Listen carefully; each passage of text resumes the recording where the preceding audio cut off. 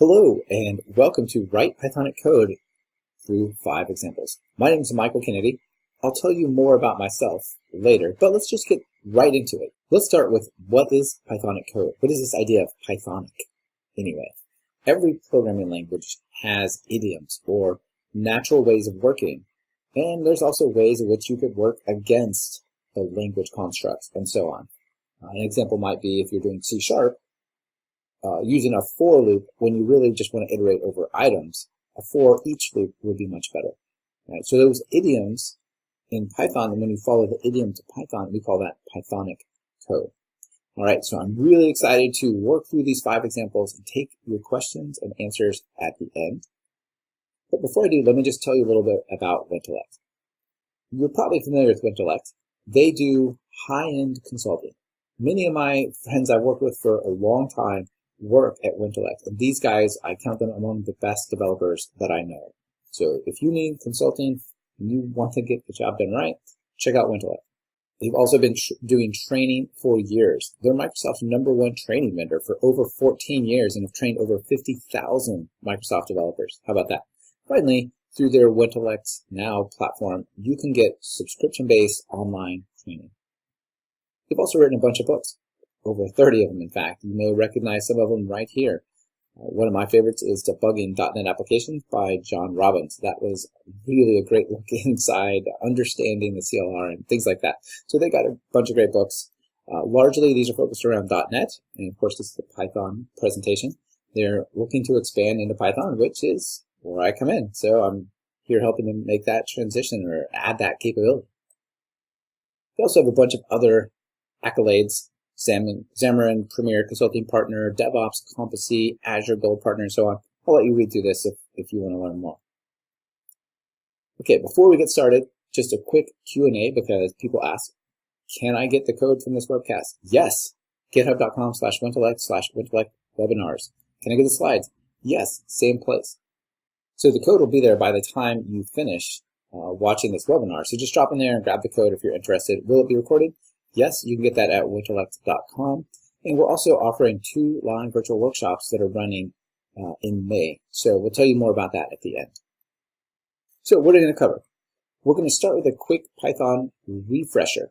I know not everyone on this call is familiar with Python, and we're going to dig into some deep and nuanced language features that are really amazing, but I want to make sure that everyone at least understands the language well enough to follow along. So we're going to just spend 5 or 10 minutes quickly building a simple game in Python, and then we'll move on to the Pythonic features. Number 1, tuple assignment and unpacking, dictionaries for performance, generators, and inline methods with lambda expressions. Finally, we're going to look at a really interesting technique using something called slots. I tried to organize this from simpler to more increasingly difficult concepts. So we'll start out basically with a refresher, and we'll build up in the sort of nuance or the complexness of these features. Now we're going to switch over to a poll, and there's going to be a little bit of a jump in the audio because this part actually didn't get recorded live, and I'm re-recording it. So we're going to switch to the live recording and pick up right here with a poll about people's experience with Python. JavaScript, but primary language. Yeah, so all right. Votes are coming in. Almost everybody has voted. We have 16% Python, 54% C#, 9% C++, 5% JavaScript, and the magical other. So by a pretty wide margin, most people here, not unsurprisingly, given Wintellect's client base and exposure and so on, is C# and .NET, but also quite a few Python folks out there. So excellent. All right. Close. Okay, so that's great. And then how about this one as well? What's your experience with Python? All right, excellent. So I see some new folks in here, just this webcast. How awesome. I'm so looking forward to sharing some cool things with you, basic scripts. Oh, we have a Python core developer out there. Awesome. A long list of people I haven't been able to look through, but welcome. Tons. I could do this webcast. Awesome. Okay, so let's say 85% are in the first 2, and then afterwards it tails off, just so everyone knows. All right, great. So that was kind of what I was expecting. The core developer, not so sure, but I wasn't totally expecting that. But I was expecting most of you are pretty new. So that's why I put this Python Lightning refresher here at the beginning, because I don't want to go into the nuances of this technique or that technique without just giving you a little bit of foundation. What's cool about Python is that's like 5-10 minutes. So let's take a jump out of the slides here for a minute. Actually, before we do, let me cover one more thing. Okay, so before we get to those, let's talk about just who decides what is Pythonic. Okay. Now, I said every language has idioms, ways of doing things that the community agrees upon, like this is the style we're going to format our code. This is the type of loop we use in this situation. Use this library, not that one for this situation, and so on. Maybe one of the best ways to think about what is Pythonic code is to think about what it is not. So you can look at code that is not Pythonic and go, oh yeah, that's not going to count.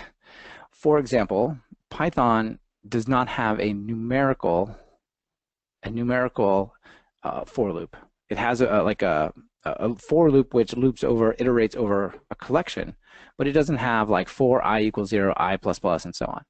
So if you take an algorithm and just convert it straight over from C or C# or Java or whatever, and you just kind of make it run in Python, but you leave more or less the concepts of the code that came over, that would be very much not Pythonic. All right, you wouldn't be leveraging the best features or the most readable or most common features of the language. All right, so on one hand, the community decides, like here's a Stack Overflow question. Somebody says, what is Pythonic? Here I'm thinking about this loop, what's right and what's wrong about it, and so on. Right, so that's the community. We also have the Python core developers, and one of them, Tim Peters, put out this really cool thing long ago called the Zen of Python. 20 concepts or ideas that we try to strive towards in the Python community. Things like beautiful is better than ugly, explicit is better than implicit, simple is better than complex, or special cases aren't special enough to break the rules, and so on. And if you're in Python, you can actually just type import this to remind yourself of what they are. Okay, so a lot of people refer to the Zen of Python as something that we consult when we make these decisions. Also, there's an official style guideline. You should have this many spaces between your arguments, space or no space, between the comma, things like that. And that's called PEP 8, Python Enhancement Proposal 8.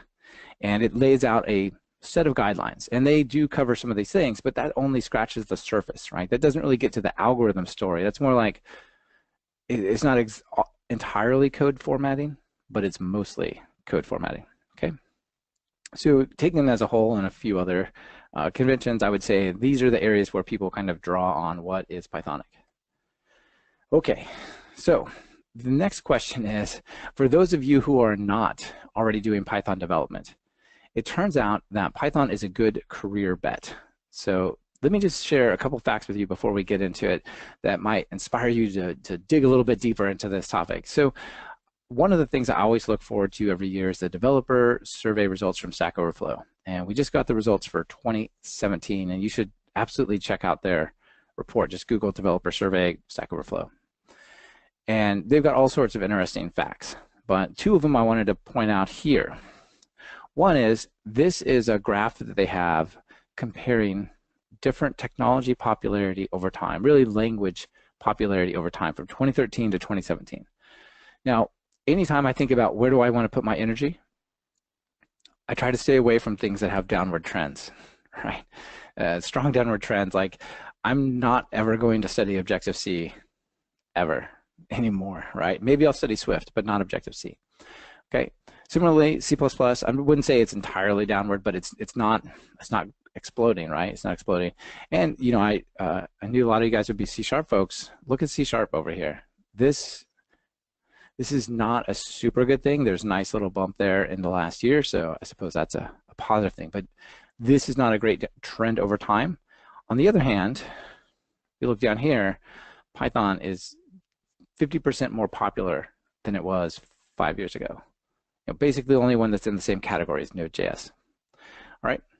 Well, similarly, if you look at what is the most wanted language of all the developers on Stack Overflow. If they could pick any language they want to work with, regardless of whether they are working with it, Python is absolutely the most popular by pretty decent margin.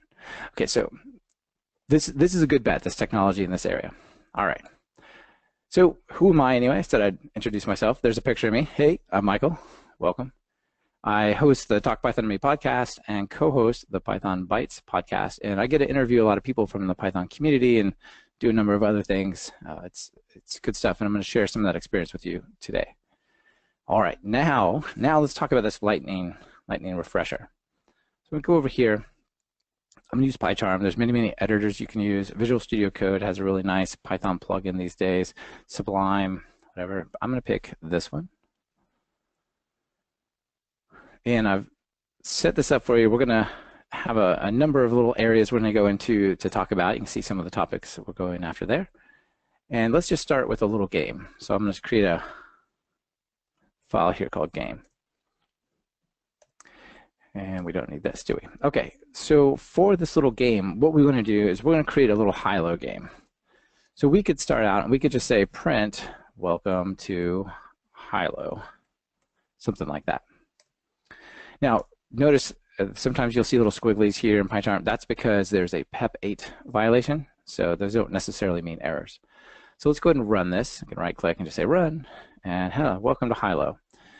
Okay, so in this game, what we're going to do is we're going to basically randomly guess a number.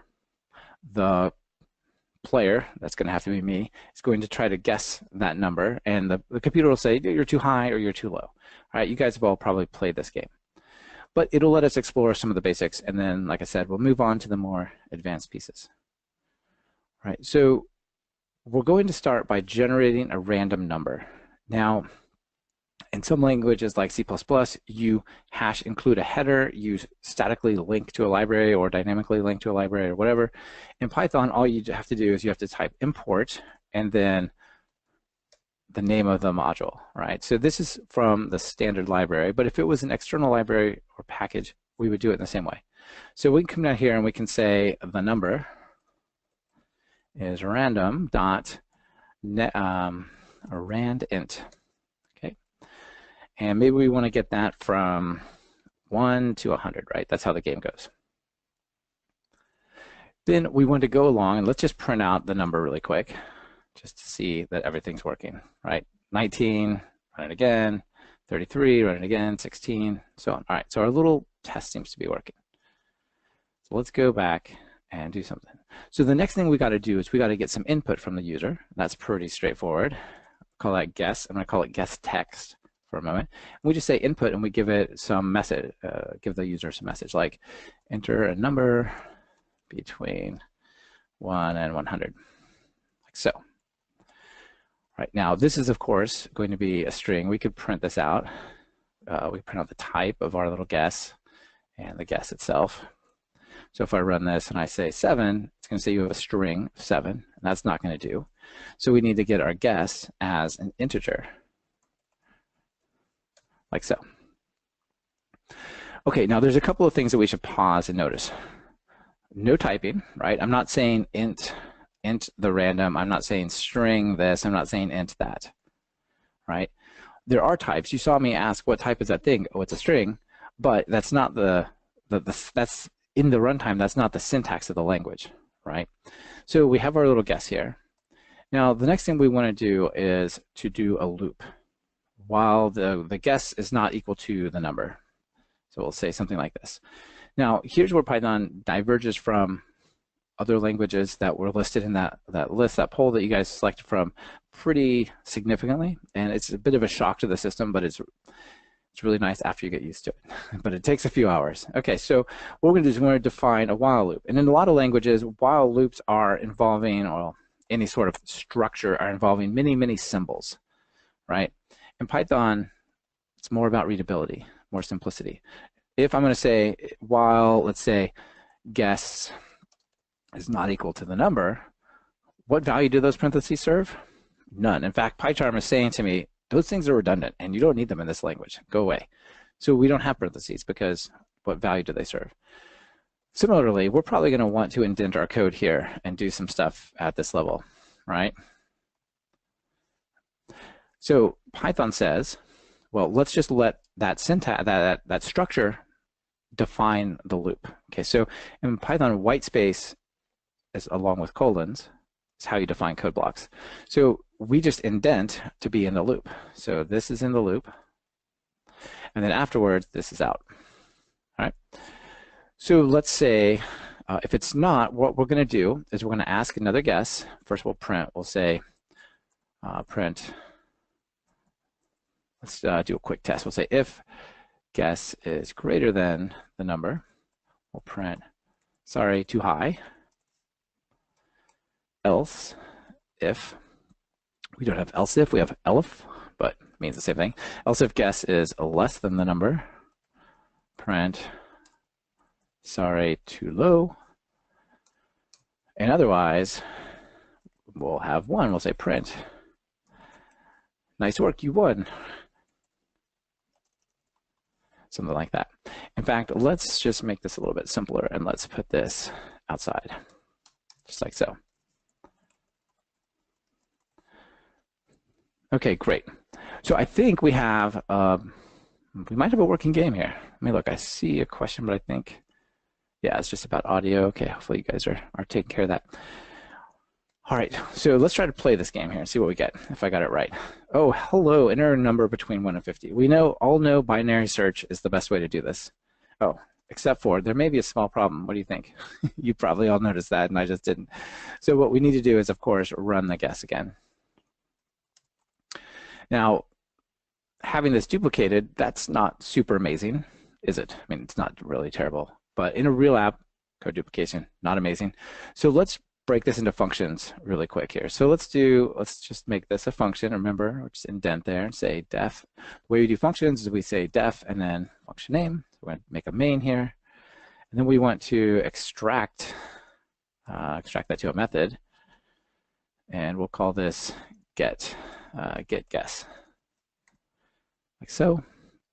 And notice this is pretty awesome, by the way. PyCharm has noticed there's another fragment that really looks like you just should be calling that function. So yeah, let's just put that down here as well. All right, so get guess, this all looks solid. Okay, now this was the bit that we forgot and we had some kind of crazy loop. Let's try again. Now, in C++, in Java and C#, there's like a standard main function you define, and that thing gets run. In Python, that's not true. These scripts just execute top to bottom. And right now, what's happening when we execute the script is we're importing a module, and 2 functions are running. The definition of them is running, which just creates them. But the last thing we have to do is call them. And you'll often see a convention like this, where only call this if basically there's a name for this module, and it's set to main when it's the program, and it's set to the name of the file when it's not. So this says run it if I'm being executed directly. All right, now I think we have a properly structured game. Okay, let's try again. 50, binary search. Sorry, too high. 25, 10, ooh, 12, 13, 14. What do you think? Chances are good, aren't they? No. 15, 16, 18. Yes, 18. All right. So we created this little game, and it let us explore a few things. Now, I know a lot of you know this, but a lot of you, this webcast is your first experience, you said. So here's how we create a little game in Python. It lets you understand a lot of stuff. Functions, the white space being significant, like not having the symbols here, and so on. Okay. Excellent. We will move on to the next one, unless somebody has questions. All right, so the next thing that we're going to look at, we're going to remember at the very beginning up here, I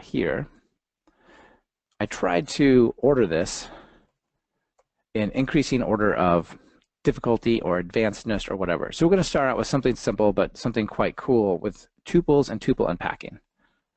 So let's go over here and put this bit away and pull this back out and just run this once to say, next time I say run this thing. Now this doesn't do anything yet, it just has some comments, but let's go ahead and have them go. Okay, so we're going to have the ability to create, first we're going to start by creating a tuple, and I'll just call it T. So in Python, we create tuples by using basically comma-separated values. So I could say name, 7, height, weight, and let's see, what else do we want to have in here? Let's add a list. Add a little list. Let's do it like this so it's more obvious. We'll add an instance of a list. And to that thing, let's add, let's do it this way so you have content. You can, otherwise you won't see it. So we have a list, we have 3 strings, and we have a number there. Those don't necessarily have any meaning to me because I just made them up, but in a real situation, they'd have some meaning. So we could print out the type of T and T itself, if one could see one's keyboard for the mic. All right, if we run this, you can see we have a tuple, and it looks like this. It looks exactly like what's up there, but it turns out that the parentheses have nothing to do with it, even though they look like they're somehow involved. It's the comma-separated thing that makes a tuple. Okay, that's pretty straightforward. But what's cool is we can unpack these in interesting ways. Okay, let me unmaximize just so I make sure I see if there's a question.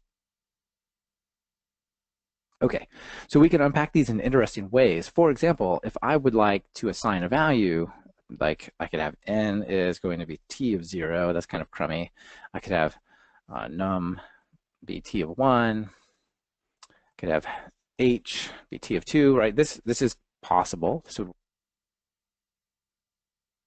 but we can do better. We can do much better. So if I wanted to just get the values out, I could say this. I could say n num h, let's go w, and l equals t. And it's going to, let's put this like that. It's going to take this and put the first value here, second value there, third value there, fourth, and so on. Now, if you don't care about some of the values, this might, you've got to come up with names for them, right? And that might be weird. Maybe we don't care about these last two. So the convention is to put underscores and say, I don't care about this value, right? Yeah, I don't care about this value. So let's print out n, num, and l. See what we get, right? We get name, which is the first one, 7, and then it skipped over 2, and it got the list.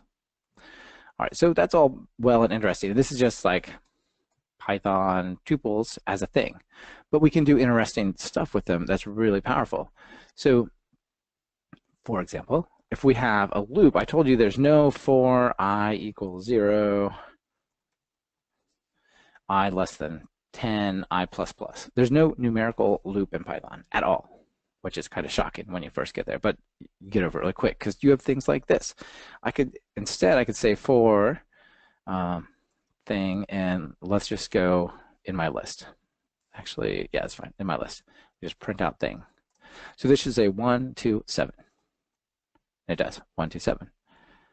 But sometimes you actually need to know the index, right? Maybe you're making a bulleted list or something like that. So how do you do that? You could create a count variable, increment it, so on. That would not be Pythonic, right? That would be trying to wedge some other syntax from another language into this situation, into Python. I see there's a question. I'll answer it in just a moment. But in Python, we have ways to turn lists of individual things into lists of tuples. And one of them is enumerate. So I can come down here and I could say enumerate of this. Now what this is going to do is this, every time through the loop, or basically create a sequence of tuples. So if I print this out, now we have 0 and 1, 1 and 2, 2 and 7. So those would be the indexes of your for loop, right? And I could do things like this. I could print, put a little number, value is that. And instead of doing thing, right, this would work, and I could do that numerical bit I showed you before. We can actually use unpacking here. So I could say index and val up here, and those just unpack straight into this list, right? So idx and val. Now if we run it, I probably want to put a +1 here to make it look like a bulleted list, right? Thing 1, value is 1. Thing 2, value is 2. Thing 3, value is 7. I see there's a question. Let me expand that out and see what this is. It's like super minimized. Can you please explain the main thing again? Sure, I'll go back and explain the main thing really quick. So let's just do a print. Module name is, spelling is hard, dot under name. Okay. Close. So if I run this again, let's switch back to running that thing. This one. You're going to see module name is underscore main.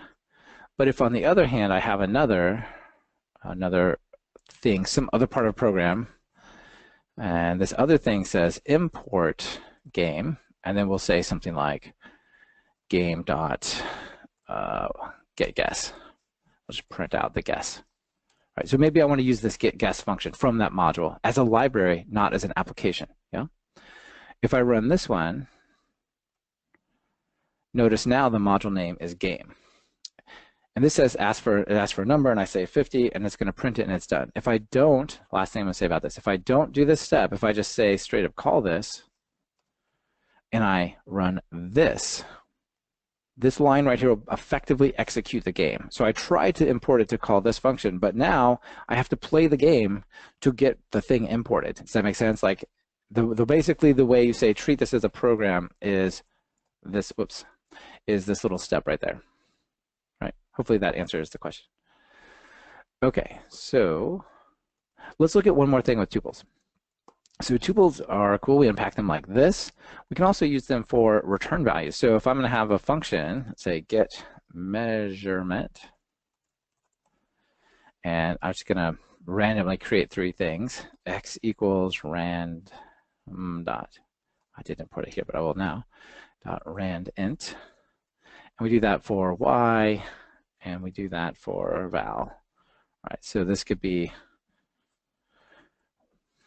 1 to 100. I guess I should put those in there before I duplicate it.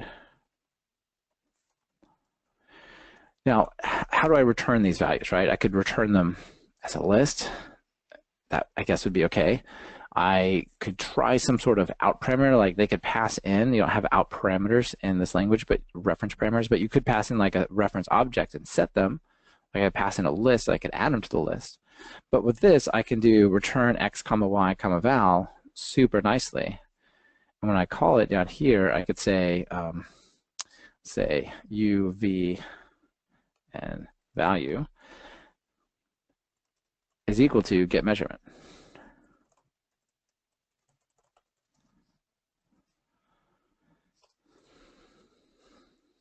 What format do I want?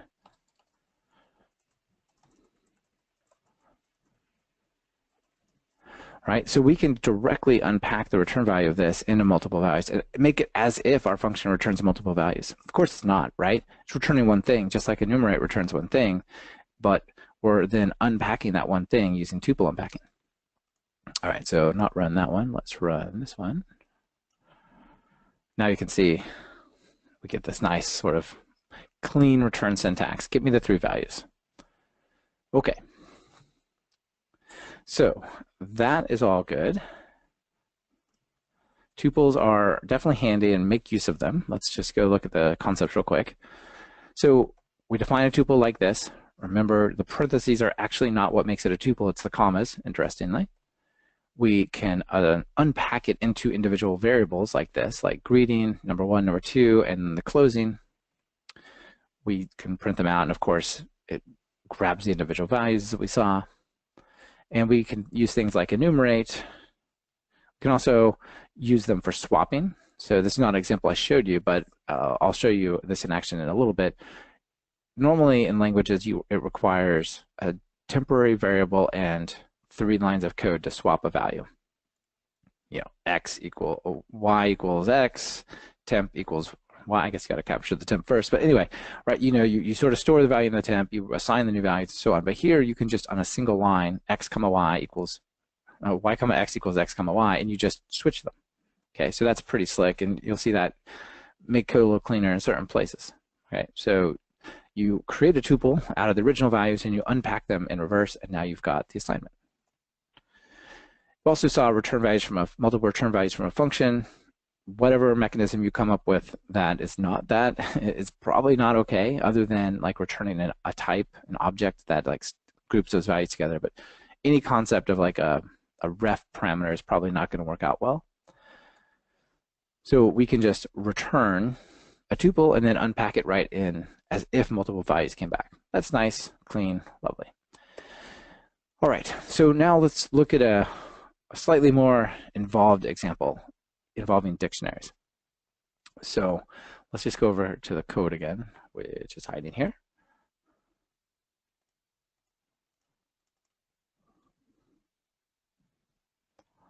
Close others. Okay. So what I'm going to do here is I'm going to create a bunch of data. It looks like I'm going to create 500,000. Oh, and I think I can do this in Python 3.6 now. This was written on 3.5 originally. So we're going to create 500,000 samples of this measurement thing, an X and a Y, a temperature and a quality. We're going to put them into this data list. And the idea with this is we're going to have a bunch of data and we need to randomly look up parts of this data. One way to do it would be to use the lists find, and basically go look through the list and do a find on it and locate the elements that we're looking for. Maybe we're searching by ID or we're searching by quality or whatever. If we do that, it's not super fast. So what we do is we're going to come up here and we're going to create a bunch of data, and we're going to just do like basically a search through the list to find the items. Now let me go ahead and just run this and show you what the performance is, and we're going to write something involving a dictionary. So you see it's creating the data. It did that. It did a little bit of work. It created 100 items it wants to go find in the list. They're actually in the list, but they're sort of randomly distributed. And then it does a search, and it finds that it took 5.9 seconds to go and find these. Now, there are other algorithms if your goal is to find 100 items in a list that are faster, but I wanted to just like do this, find a thing in the list 100 times effectively, so that you're not like, well, the overhead of like the first search, or right, there's no overhead. It averages out over 100 operations. So 5.9 seconds, not amazing. Let's see how we can change this code ever so slightly with dictionaries to get something better. All right, so remember what we do. We have these interesting points. We're always just going to find the same ones.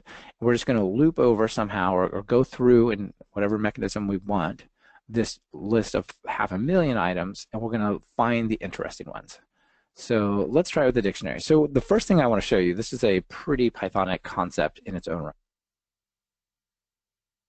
is this concept of a dictionary comprehension. So I could create a dictionary and do like this. I could say, what do I call it? DT, not DT dict, just call it data dict. I could say this is the dictionary. Another way to say that in Python is to just do this, an empty thing like that. Means the same thing. And I could say for I in interesting points, right? Loop over them, like down here. Or actually, I want to create a lookup of all of them. So I would say for item in DT list. No, where is this thing called? It is data list. Sorry, in data list. And I could do some sort of test here, right? I would maybe say, okay, data dict of, and we have our item, so we'd say item dot, I want to get the ID value out of it, and we want to assign to that item, right? So we're able to quickly use the ID to look up this item. And we could do this, but that would be wrong, right? And it's not really wrong. It's just we can do it a little less just iteratively, and we can actually do it all in one shot declaratively. So I can say this. I can say data dict equals, and I can just sort of inline make the statement that's going to be evaluated and converted to a dictionary. So it's a little like SQL and the SQL language syntax, in that you say the thing you're looking for and then you talk about where it comes from. So it's a little, takes a little getting used to. So I'm going to get an item, and you'll figure out where that comes from in a minute. And I want its ID, and I want this to be the key and that to be the item. Then I'll say for item in what I call it, data list. Okay, so that's a little funky syntax. You got to say that backwards. But we're going to take all the items here and transform them into this. And if we just print out data dict and run this real quick to make sure we're on the right path, got to wait the requisite 6 seconds for the other work to be done. The screen sharing, by the way, slows down the processing quite a bit. Data point, no item. Oh, sorry, it's an object. Yeah, I think it's just .id. What am I doing up here? Yeah, ID. Okay. One more time.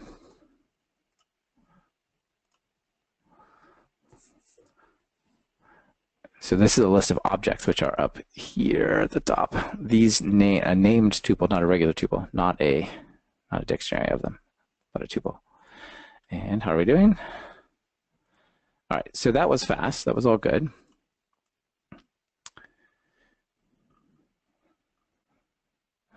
So let's go down here. Actually, let's get this up above here. I was supposed to put it there. Okay, and now let's go through and actually get the points that we're looking for, right? So I've got it my dictionary instead of a list, and I actually took the time to transform it into a dictionary starting with a list. So that actually it's a pretty decent amount of overhead. Depending on how much processing you do versus how much new data you ingest, like that may want to be timed or not timed. We're going to start without timing it because we didn't time the other one having the list. All right, so let's suppose we're going to go down here, and the next thing we want to do is actually locate them and add it into the point. So we're going to have a bunch of IDs, and we're going to look for them in a set. So I'll say item, again, is going to be my data dict. And then I just do a get for d_id. And then we want to add them to our interesting points. All right, so this other one took 6 seconds, not 6 milliseconds, 6 seconds. How long do you think it takes to do the exact same work? This is the exact same loop. Clear out the list. Maybe the clearing of the list shouldn't be timed either, but whatever. I don't think it really matters. We're going to go through these, and we're going to do a search through the dictionary, and we're going to add this point. We're going to time that. So I'm going to run it again. And locating the data using the list version, that should take like 6 seconds again. No reason that should change. Now, where did my other one go? Okay. All right, so the printout of it, I don't know why I'm still printing it. Where did I? Here. Let me take those out. You guys don't need to see them. It was a little slow printing out all those items, but it doesn't matter. Look at the time it took here. Instead of 6 seconds, it took 8.7 to the times 10 to the -5th. That is a speed up of 68,000 times faster to leverage the built-in dictionaries for lookups than leveraging the built-in lists. Now, this is not specifically about Python per se. Like, dictionaries or hash maps are super good at this kind of stuff if you've got random access type of things going on by value, not by index. But as you'll see throughout the rest of this presentation, and as you dig into Python, you'll see that dictionaries are pervasive in the language. Like, the foundational storage of classes are dictionaries. There's built-in syntax in the language for creating dictionaries in its own special way. Like, dictionaries are just everywhere, okay? So working with dictionaries, especially in general and for these types of things, I think is quite what I'd call Pythonic. All right, I see some questions coming in. How do you check type? How do you do type checking for errors? Okay, so that's a good question. There's a couple of options for checking for errors. Like, so for example, let's go up a little bit. Here, this bit right there. This is a dictionary effectively where the key is an integer and the value is one of those named tuple measurements, right? And if I pass in a string, badness is going to happen, right? How do I know that? Well, in this case, I'm not really sure how much you can do, right? Write some unit tests, things like that. But in general, in Python, there are ways to annotate the code here. Like, let's see, do I have anything? Like here, I can come over and say this is an integer, And then when I come down and say I dot, I get integer things like from bytes, absolute value, float to float, and greater than, less than, and so on. Alternatively, I could come up here and say that this is a string, str rather, and then if I come down, now I get things like title and format, index, and capitalize. And if I was doing like this, let's see, how can I make it angry?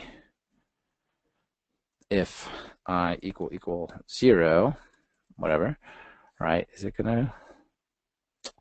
No.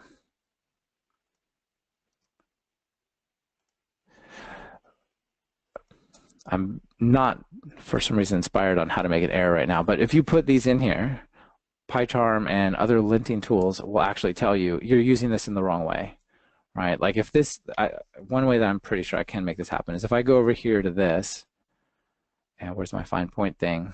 Dun, dun, dun, dun, dun, dun. I come over here and say find point by this data list. I said string and I put 7. Now I get a warning that, hey, you're trying to pass an integer here where there's a string should go.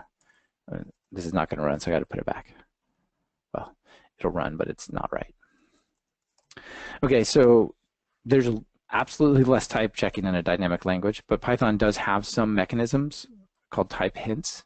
Type hints? Type decoration? Yeah, there's basically some hinting that will say that if you want, but for the most part, there's less type checking, and it's basically how it works.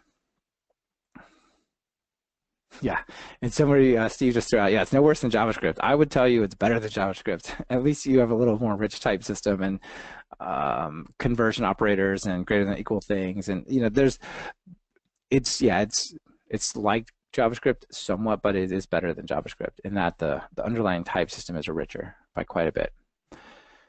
Okay, so let's move on to the next one. Don't want to run out of time. So let's go over here and let me just run you through a couple of these and we'll go back and look at the slides so I'm not like juggling those back and forth. So let's go write a function here, really simple, def find, let's say find, I'll just say find even, or find special numbers. And we can give it a list of numbers here. And let's start out with even, okay? Even. And so if we're given a list and somebody says this list is full of numbers and I want you to find the even ones, it's super easy to do. I can say for I in nums. But for now, I'm going to make a list.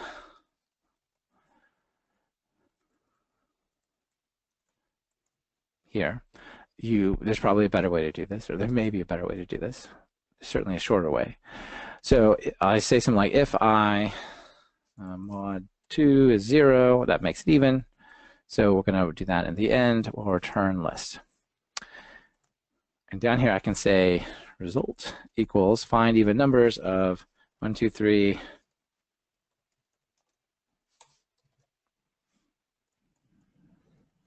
Something like that, right? And we can print out result. Of course, yeah, I'm running the right one. So those are the even numbers. I typed a lot of odd numbers for some reason.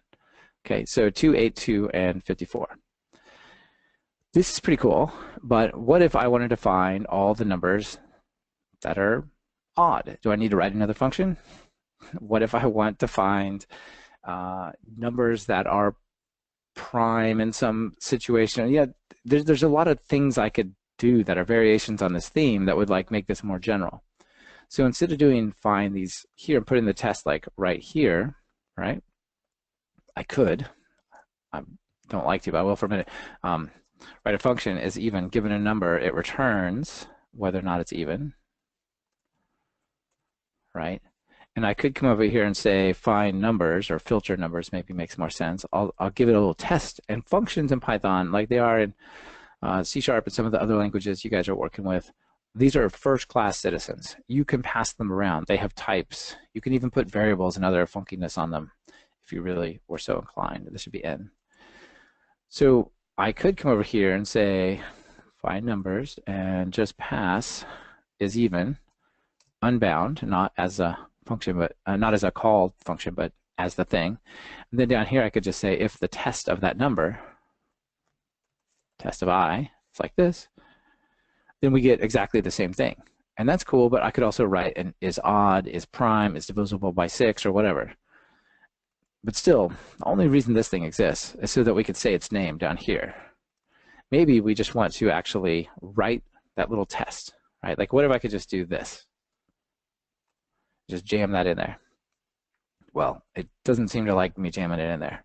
It's because I have to tell it, here's a little function fragment. You do that with the keyword lambda.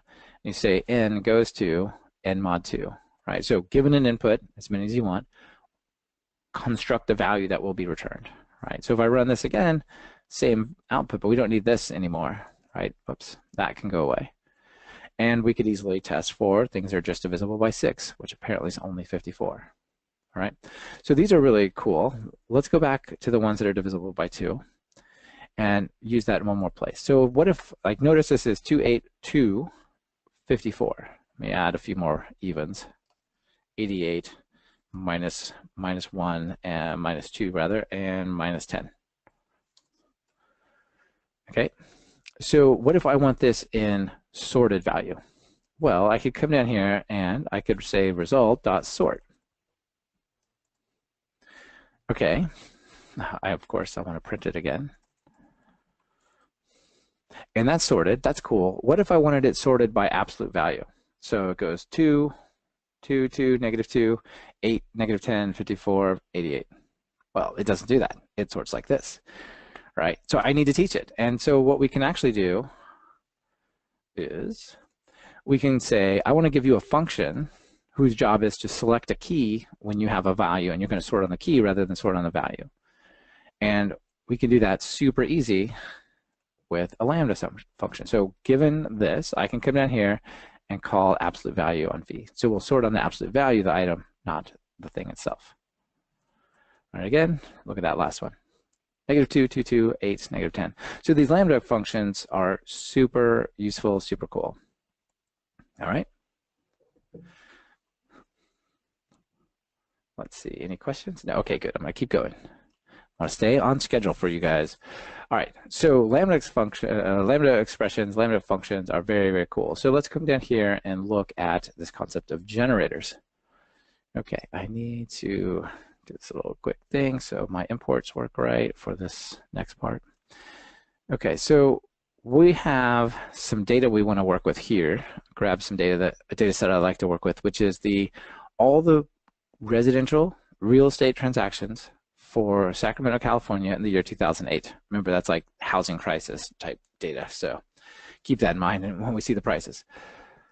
Okay, so what we're going to do is we're going to load this up, and I have this little class called purchase, and we're going to load it up with the latitude, longitude, the price, the sale date, the number of bedrooms and bathrooms, and so on. And I'm going to get a ton of that data. I'm going to ask interesting questions about it using these things called generators. All right, so let's do a couple of things.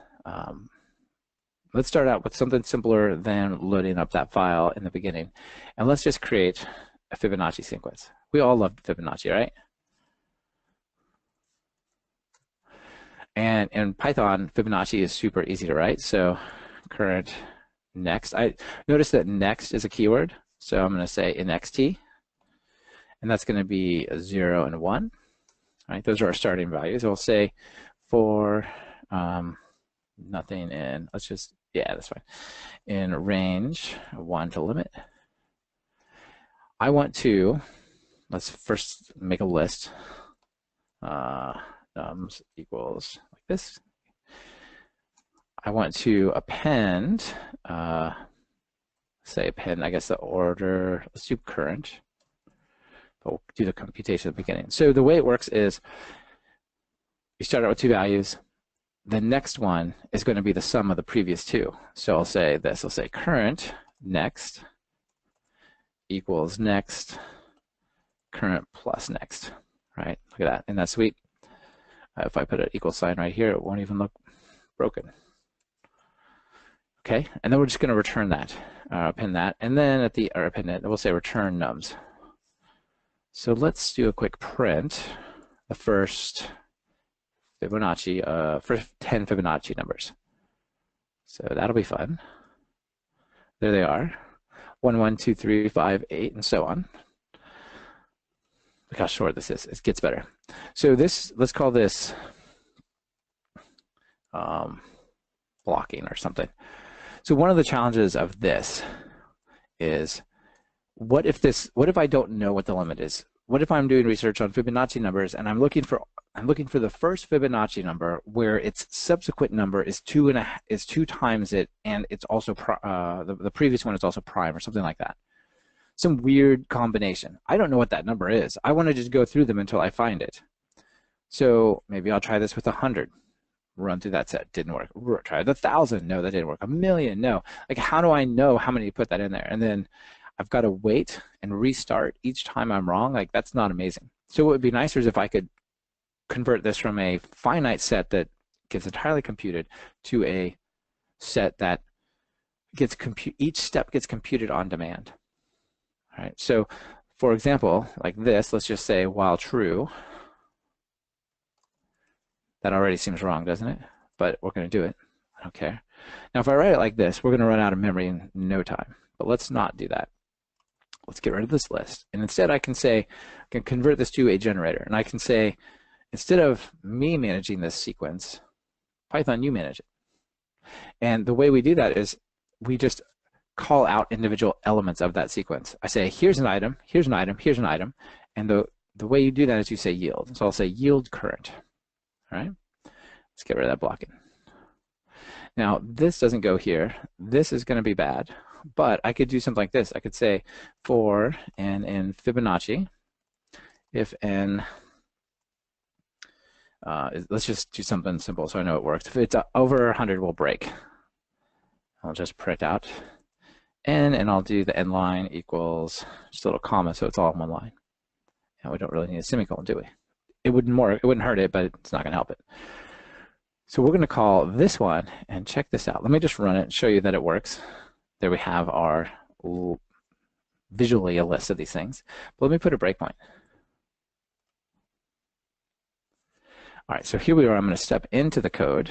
I'm over here, step, step. Notice how cool PyCharm is that it shows you the values as you go over here. That's one of my favorite features. Okay, then I'm going to step into this, and now we're back in the loop. We're printing it. Notice n is 1 down here.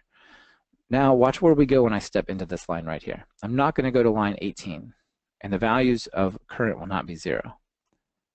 1 and 1, and it just resumes. It's like a restartable function, these coroutines. We come here, now n is 1, one more time, now n is 2. So you never compute more of this than you want. I gave it an infinite sequence, but I told it I don't want to read it anymore after you've created 100 of them. Really, really nice. Now, let's take this concept and take a different approach on it. So here you saw I wrote a function, I used yield, creates a generator. Cool. Let's go over here, and I want to work with that data. So I have this function called getData. Data equals getData. And just so you know what this is, I'm going to just print this out real quick, typing at one time. So here, notice all those purchase objects and the scroll bar being very, very small. There's all the stuff from that real estate file, and it has these purchase objects which have things. Recall, they have a beds and they have a price. So let's do this. I could compute, I'll say 2 bed, 100K homes. Let's do it like this. That's a terrible variable name, but it tells you what we're looking for.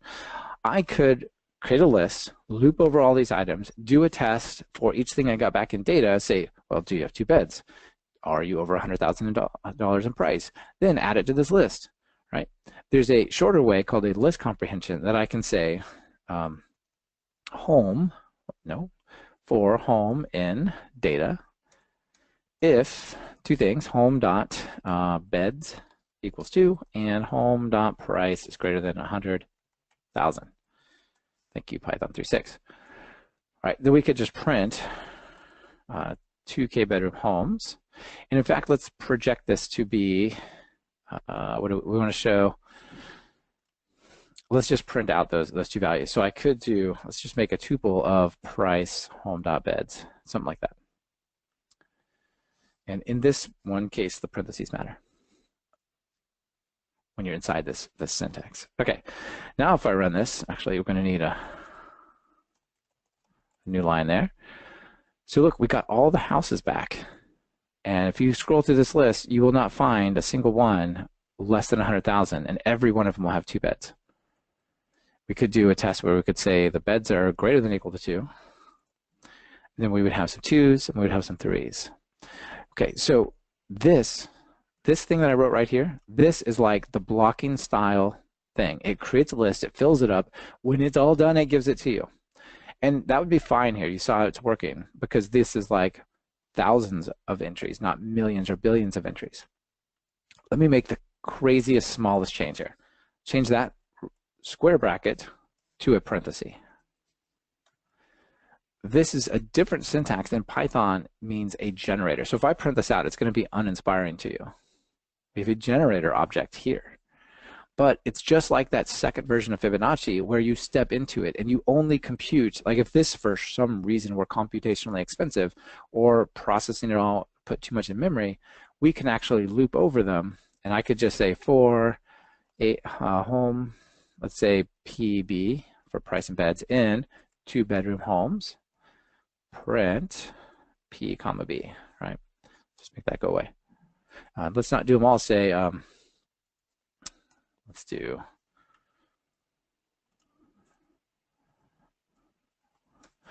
just to keep this simple. Plus equals 1. If count is greater than 10, break. Okay. Look at that. We just got the first 10. Let me make it 5 so it fits on this super tiny screen. All right. So we have this really cool thing called a generator expression that is the equivalent of this stuff I showed you with Fibonacci, but is actually an inline little thing that you can create. Okay, so this is a great little syntax here. All right, we're running low on time, so let me show you the last thing.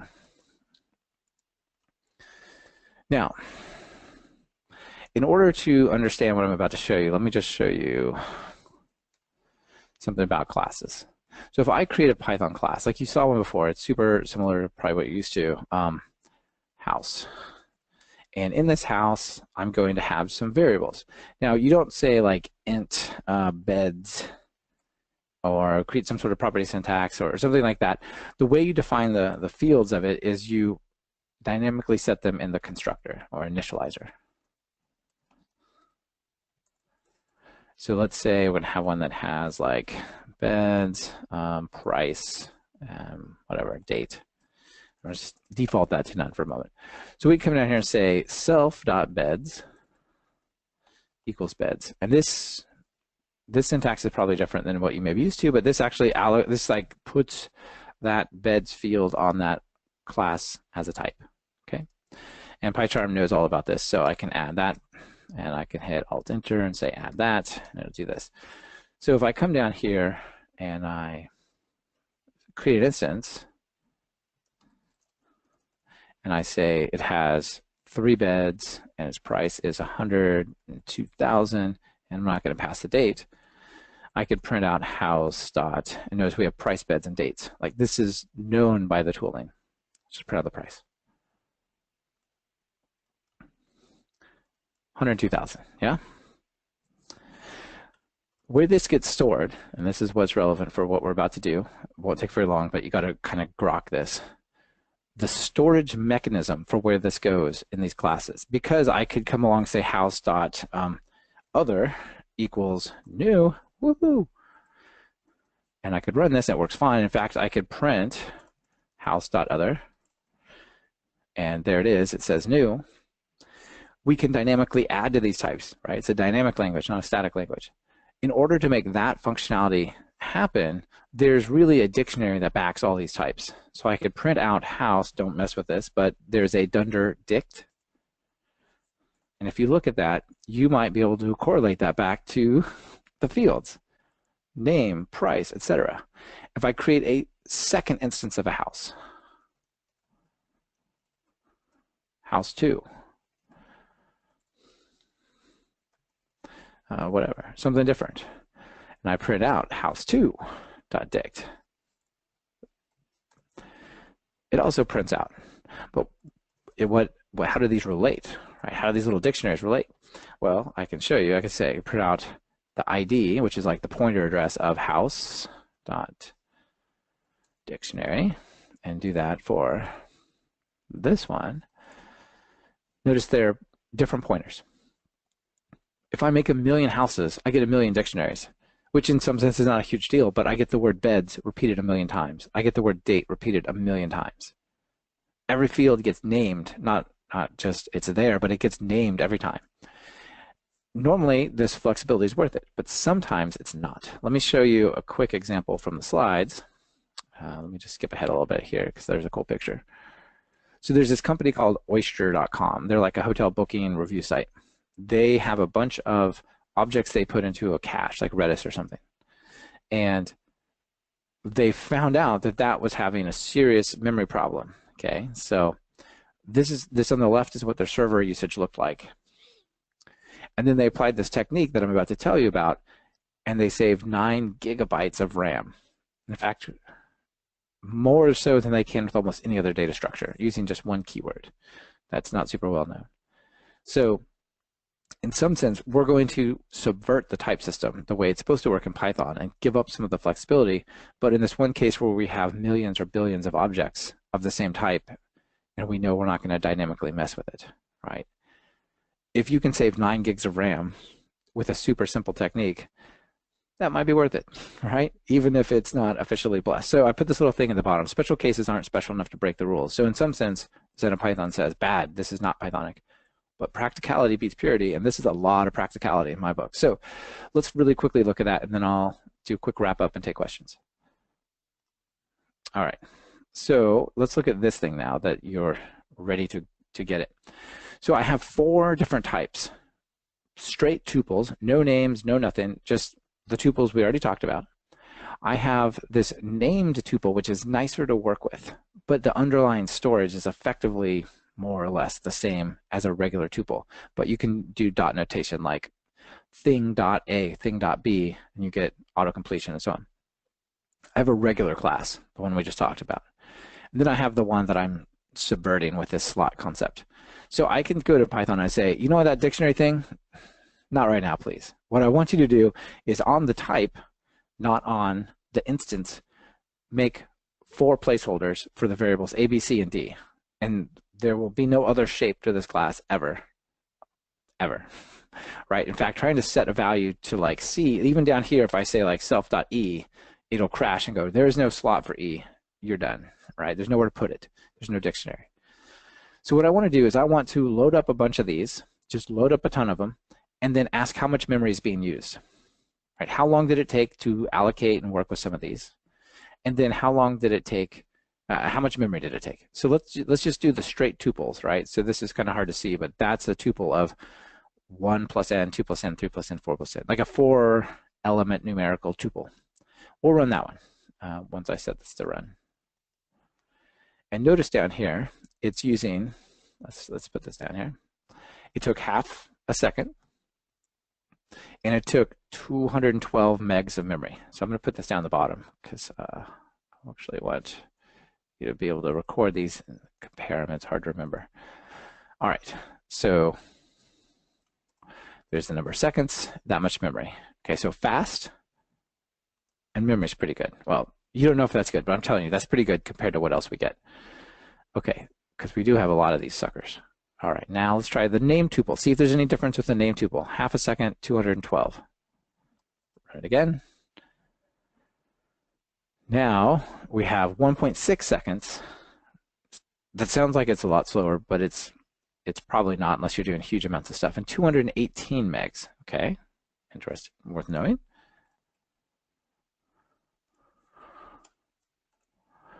All right, so a little bit more memory, slower.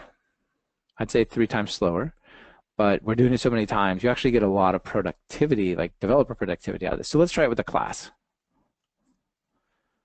Right? To me, like these tuples, especially this one, it can't get smaller than this, right? It's just the tuple. It just has like 4 things. There's no more minimizing that. But let's try this like full-on regular instance. All right, if you're going to have a class with behaviors and validation and whatnot, this is like what you get. So we're running it, and now it's just about the same time as a tuple, but check out the memory, 296 megs. Come back here. That's a lot. That's like double the memory. Okay, so let's take a change. Let me remind you, take this class and just put a slot. So one line. We're going to change nothing else but put that one line there. What's going to happen? Let's write it the final time. So for the comparison, whoops, not you. Okay, I called it immutable thing because you can't change it, right? You can't change the type. Run it again. It's no faster than the other type, but look at that memory. In fact, look at this. Not only is that decent, that's better than both tuples and named tuples. There's no other structure that I know of other than maybe like packing the stuff into like an integer and, you know, like bitwise ORs and stuff. There's no like data structure that I can think of that's lighter than tuples. And yet here's a custom class with all sorts of interesting behaviors like functions and validation and whatnot, properties that actually is even better in terms of memory.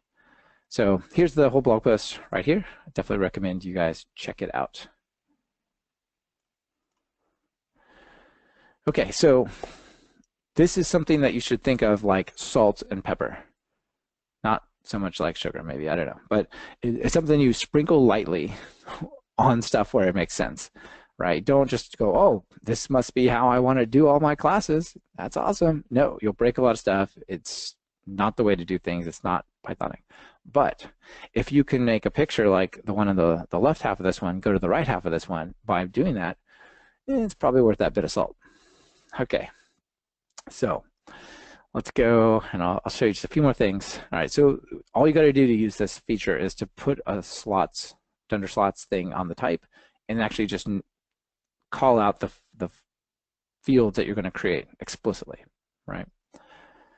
Usually this is a very light restriction. All right, so thank you all for coming. We're not necessarily done. We have some time for some Q&A, or I'll be around for Q&A anyway. So after this, I'll do a quick chance for a Q&A. Afterwards, if you're wondering what you're going to get the source code, right? So I'm going to push that up to that GitHub repository, which I just showed you. I'll bring that back up at the end. I put that in the chat actually. You'll get a recording. You'll get an outreach from Wintellect with some more offers. In particular, we're running a couple of workshops, like one-day live workshops in May. So look out for those. All right, and with that, let's take some questions.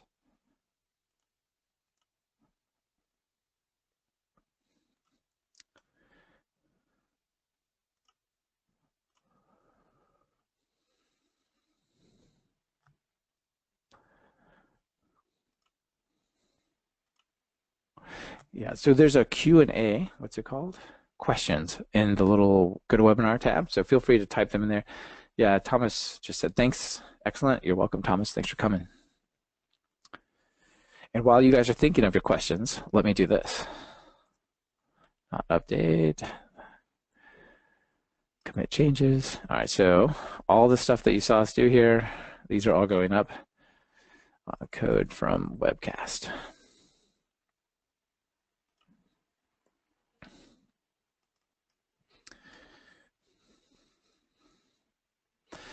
All right, so everything is checked in. Yeah, you're welcome, Omar. Thanks for coming.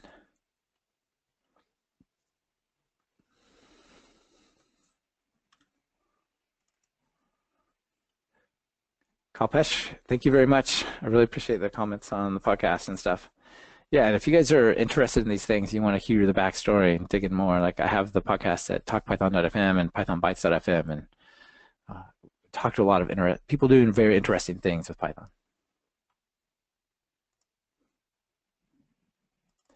Victor says, we have Python and we have R for machine learning. Can you compare them? Take this, speaking of salt, take this with a grain of salt. I don't do machine learning, but I do talk to a lot of data scientists, and I have friends who are data scientists that both know R and Python. So R is a language created by statisticians to describe mathy things. Python is a language created by general purpose programmers that has been highly adapted and has a huge set of libraries and integration with the machine learning tooling. The way I see it, if you're going to do some analysis, pick R, pick Python, whatever. But as soon as you want to make that into a real thing, into an application, into a web service, or something else that's greater than some analysis tooling, you're way better off with Python. So if you do your machine learning code and your analysis in Python and someone says, oh, could you actually expose that as like a service we can interact with over the internet? Sure, that's like a day, right? If you do it in R, how easy is it to make a nice tested web application in R? Not so easy, right? If you want to make a GUI application, you can do that in Python. It's not super easy, but you can. How do you do that in R? Things like this, right? And then comparing the tooling directly, I'm not really sure I'm qualified, but there is a lot of stuff with Jupyter, IPython notebooks, and things like that. NumPy, SciPy, scikit-learn, TensorFlow. A lot of the new AI tooling that comes out has, on day one, has Python support. So I would say it's at least as good, but it has this general purpose expandability that really makes a big difference. So Guy asked, what do I think of using Flask for hosting Python apps? I think Flask is awesome. I host some of the audio delivery from my podcast with Flask, and a combination of Flask, MicroWhiskey, and Nginx. And that website does 100 gigabytes a day of traffic. So that's decent. It's been totally bulletproof. I personally like Pyramid a little bit better, and my main websites are written in Pyramid, but as far as like, is it a good idea? I think they're super compatible. Sureka, sorry if I messed up your name a little there, asked what's next in Python, in the future of Python. I think there's some really interesting things. I just interviewed Guido van Rossum, the guy who created Python, on my show, and I asked him this question. He's like, look, we don't do a lot of stuff in private. There's not a lot of secrecy or latency between the time that something comes out and we start working on it. So there's not a lot of new stuff coming that, they just had a 3.6 release. There's some performance improvements coming. There's work by Microsoft, the core developers at Microsoft, Brett Cannon, Dino Veland, on something called Pigeon, which is trying to add JIT. Right now it's just an interpreted story in Python, and they're trying to add a JIT layer in an extensible way. So that may be coming. They're doing interesting work there. If you've heard of the thing called the global interpreter lock, or GIL, there's also a possibility that someday they're going to try to rework that sort of mechanism in Python, but that's pretty far out. Giri, you're welcome. How popular or difficult is it to develop mobile apps using Python? This is a good question, and it's possible, but it's not super easy. So the thing I would look at is probably Kivy like that. Kivy is good for, if you look at the gallery, Kivy is good for Android and iOS apps and so on, but the types of stuff you get is like, it's really good for like graphical apps, right? The kind of things you would do with OpenGL or something like that. I don't know how good it is for like forms over data type apps. I don't think it's that great. So let's give it a C plus for effort in general, and a little bit higher for games. Stylistic question. I've seen some pretty, let me try to expand that. No, I can't expand it. I've seen some pretty difficult to read comprehensions and generators. Is there a general rule used for deciding when to do a generator versus a comprehension, and when it's too much? So that question by Mike, good question, it is about things like here, like this is reasonable. I think this is readable. But if that was like, 80 columns wide and 6 lines long, then maybe I should just make that multiple steps. So I totally agree, Mike, that these things can get out of control. If this was really more complicated, more transformative, like let's just do a really, really simple case here. Let's say I want to write one generator that's going to actually generate the the raw data, right? It's going to generate the list or the set of homes. And then I'll say 2-bed Tupes. And I actually want to do additional processing on it like this. What am I doing? Come back. Anyway, 2-bed Tupes. And imagine it has more tests, more conditions, more transformations, or whatever. But I could come over here and I could say H dot, what order did I have it? Price, H dot beds for H in 2-bedroom homes. So you can chain these from one to the next to the next, right? Whoops, that goes here. So the way it works is when you do this loop, it pulls on this generator. So it starts to run this loop, which then pulls one item out of here, which then runs this one step, gets it back, returns it. You pull again here, it pulls again here, it pulls again. Like, so you can do this like sort of chain where you're pulling them together. And this should have the exact same output, assuming I run the exact same program, which I'm not. Which I'm looking for this one. Maybe, unless I don't do it right. What is the error? 4H. Oh. Again, whenever you have tuples inside of here, you got to put them in parentheses. There you go. All right, so I don't know when too much is too much. It's like one of those things, you'll see it, you'll know it when you see it. But one of the nice fixes is to make a chaining set of generators. Okay. All right, can we use TensorFlow for mobile app development? Holy moly, I have no idea about that. TensorFlow is an AI thing that you can do from Python. It has a bunch of C++ as well. I really have no idea. I'm sorry. That would be awesome if you could. So Ed, you asked, what's my aim of this webinar?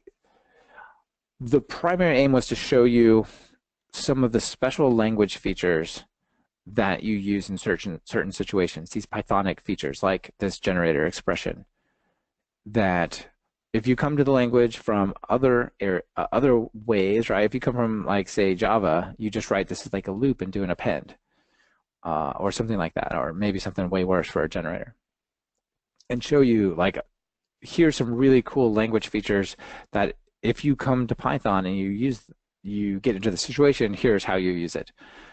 I started out with a little bit of foundational stuff because, remember the poll, like 30% of the people have never touched Python. So I didn't want to like throw this at people who had never seen Python and expect that to mean anything to them, right? So I was hoping to like do a little backfilling enough that these, like, you could follow along.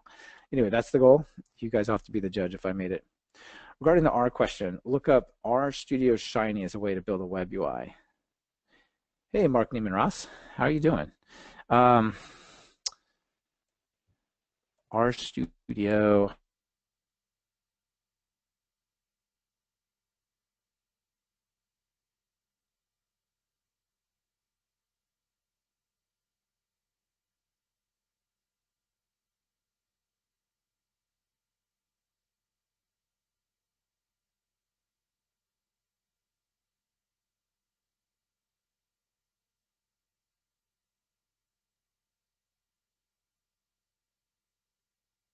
More mature in Python than it is in R, right? But yeah, you're right. It's a spectrum for sure, and they're trying to solve that problem because they know it's a problem. Okay, Lindsay says this is great. Yeah, you're welcome. Why do I like Pyramid better? Is it more stable? And let's put that as a why do I like Pyramid better than Flask, right? Keep it, yeah, because you asked the question about Flask. I can also answer why I like it better than Django. And I also like Flask better than I like Django for that, because I feel like Flask, you get these great big building blocks and you go like, okay, block one, boom, admin backend in place. Database, ORM, boom, in place. Well, what if I want a different admin UI? What if I want to use like MongoDB or SQL Alchemy instead of Django ORM or whatever?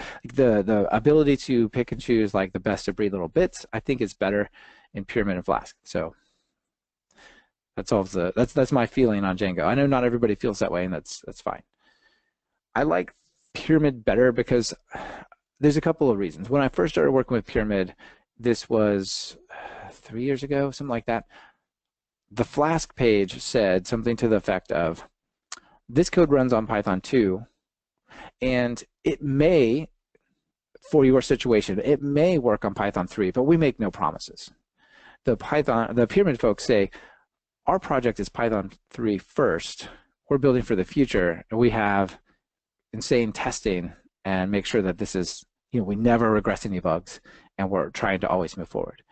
And I feel like they're a little more forward-looking in that sense.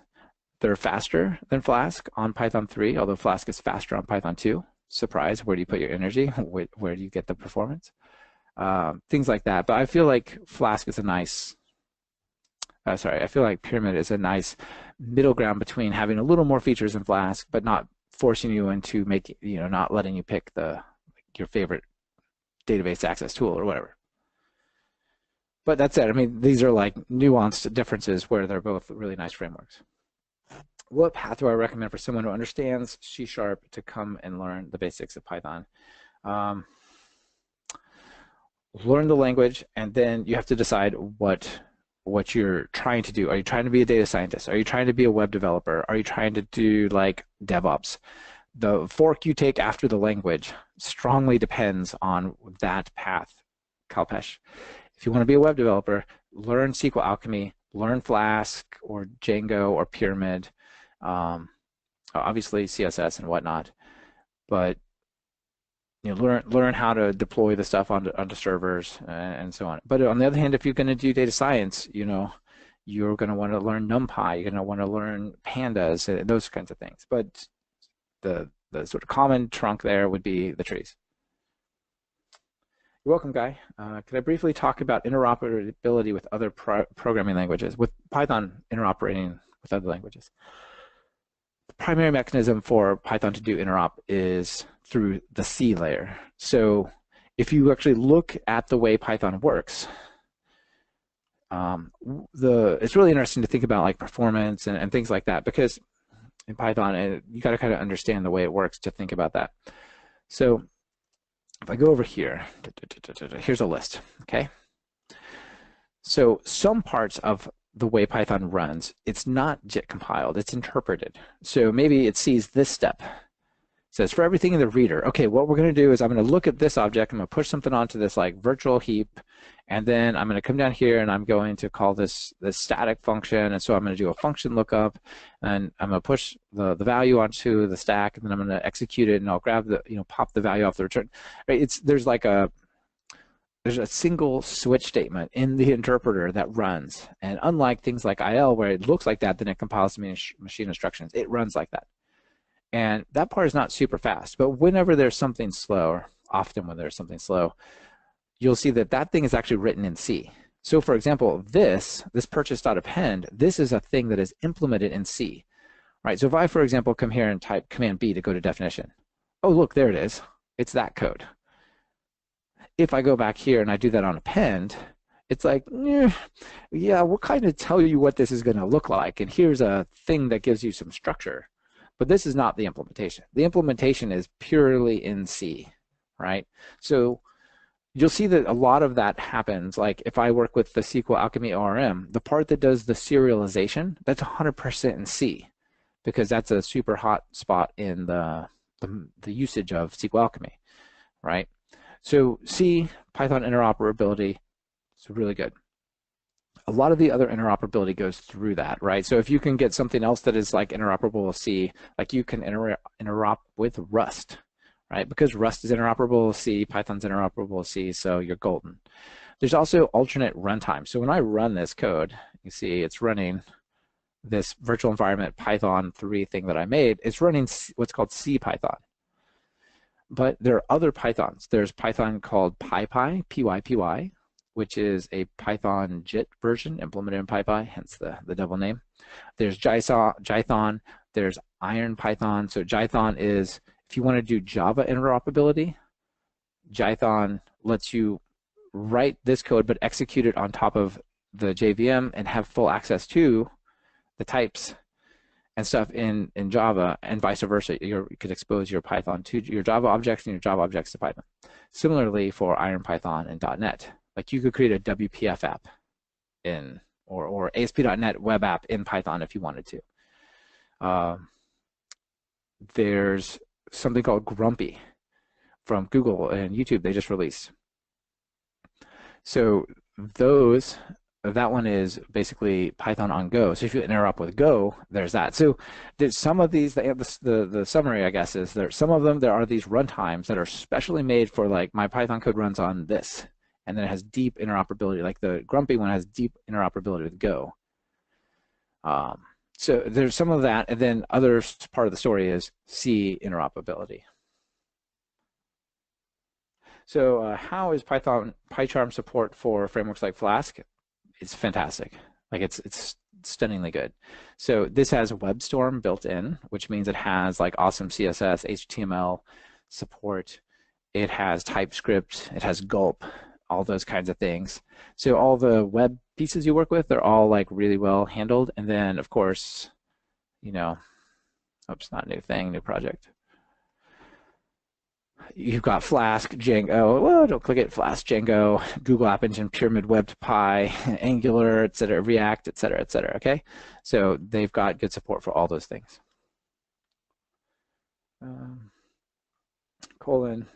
Yep, thanks, Mike Brown. Let me just see, I thought that was a runtime error. Okay, I think I've answered all the questions, and thank you, everybody who said thank you. There's a bunch of them, so I don't want to read them all off, but thanks for coming. It was great to talk to you. More questions?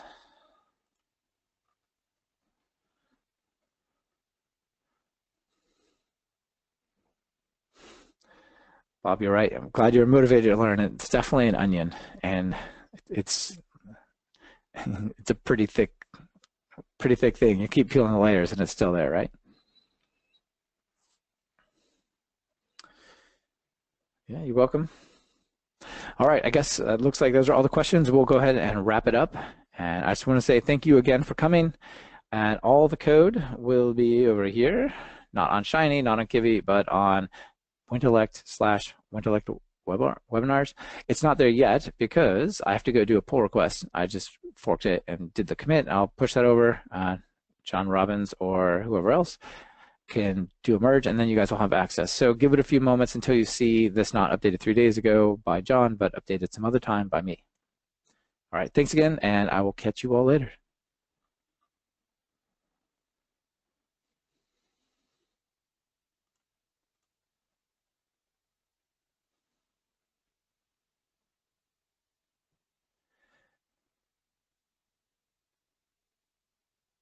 Palaniswar, you asked about how to join the live sessions that are coming up in May. I don't know the exact details, but you'll get a message from the Wintellect folks asking, basically giving you information, right? They're still putting those details together, but it should be really soon, a couple days or less. Oh, Austin, are you still here? You ask, is there a way to discover packages? Let me just show you this. Awesome Python. This right here is a pretty sweet way to discover really cool Python packages. So they have a website as well. I'll open that another tab, awesome-python.com. So if I'm looking for, like, let's say deep learning, let's pick some up. Yeah, database drivers, right? So click here, and then they have MySQL, Postgres, whatever, right? They have not really a review site, but there are like limits for stuff to get in here. They have to be sufficiently popular or sufficiently recommended. So Awesome Python, there's also Python libhunt, something to that effect.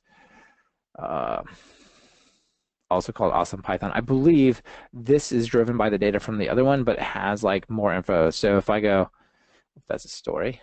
If I go to one of these like PyLibView, it has like extra info about it. So Awesome Python itself, and then python.libhunt.com. All right, now we'll call it quits. Thank Thank you, everyone, for coming. Talk to you later. See you online.